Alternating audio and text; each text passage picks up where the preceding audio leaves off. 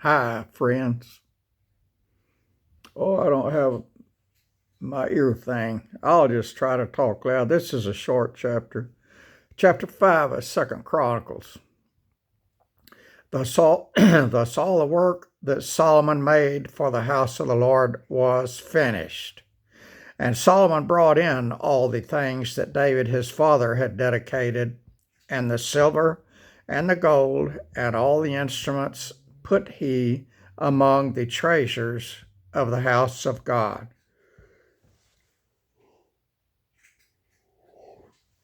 Oh.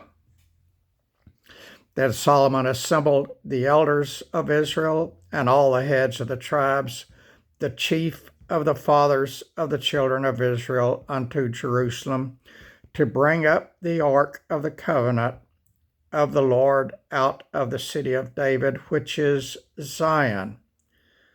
Wherefore all the men of Israel assembled themselves unto the king in the feast, which was in the 7th month.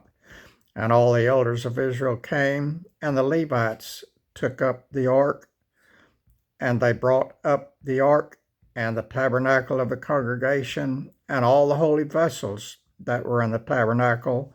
These did the priests and the Levites bring up. Also King Solomon and all the congregation of Israel that were assembled unto him before the ark sacrificed sheep and oxen, which could not be told nor numbered for multitude. And the priest brought in the ark of the covenant of the Lord unto his place, to the oracle of the house, and to the most holy place, even under the wings of the cherubims. For the cherubims spread forth their wings over the place of the ark, and the cherubims covered the ark and the staves thereof above. And they drew out the staves of the ark, that the ends of the staves were seen from the ark before the oracle, but they were not seen without, and there it is unto this day. There is nothing in the ark save the 2 tables which Moses put therein at Horeb when the Lord made a covenant with the children of Israel when they came out of Egypt.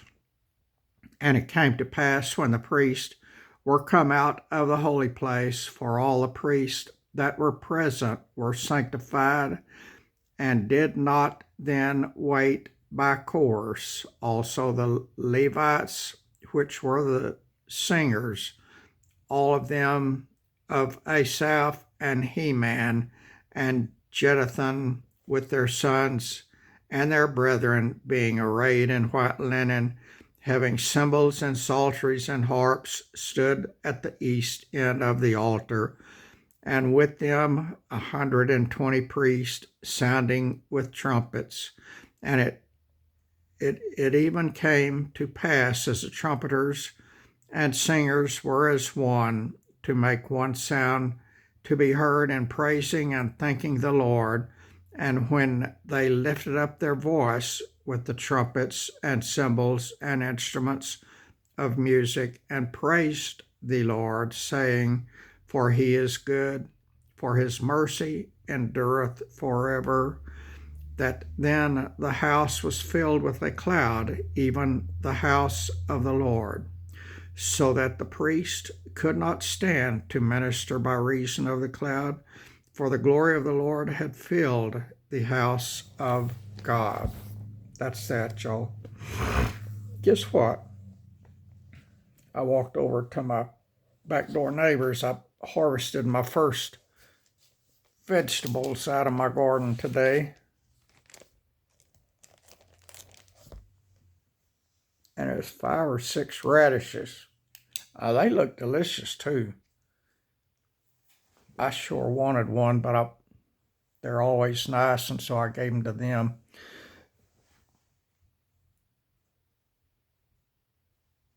And that lady that lives there, or he, I don't know, maybe he does the gardening. I don't know. I've never noticed. I saw her one day sitting on the dirt in the middle of their garden, so I assume either she was having some sort of a seance that we don't do back in Texas, or I don't know what she's doing. I don't know. I have never sat in the middle of my garden. I've gone out there and walked around it and prayed. Not here, but when I had big gardens in Texas, I would do it, walk around and pray. But I don't know what she's doing. She's just sitting there. But anyway, I don't know who does the gardening there. There's a big barn between their backyard and my backyard, and I can't see, unless I go over there, I can't see what they're doing in their backyard, and they can't see what I'm doing in mine. But anyway, I forgot what I was going to tell you. And so I guess that story's a short one. I don't know what I was going to say, y'all. Oh, I noticed there's roses around two sides of their houses, big roses. I said, oh, I wish I'd have seen those 4 years ago when I first moved up here. I'd have got some cuttings off of them and had me some big roses by now. And she said, well, you can come get cuttings off of them anytime you want to. And I said, I just bought a bunch this year, like 5 roses, I think, which isn't a lot, but it's all I could afford. And she said, oh, you did? I didn't know. And she goes to work right in front of my side yard, turns left, and goes in front of my front yard.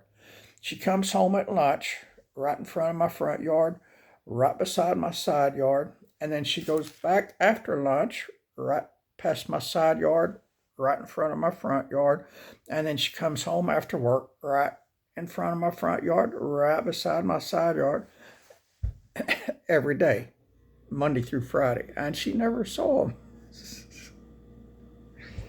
Oh, goodness gracious, y'all. So I guess I put all those roses out there for my own sake, not for anybody else's.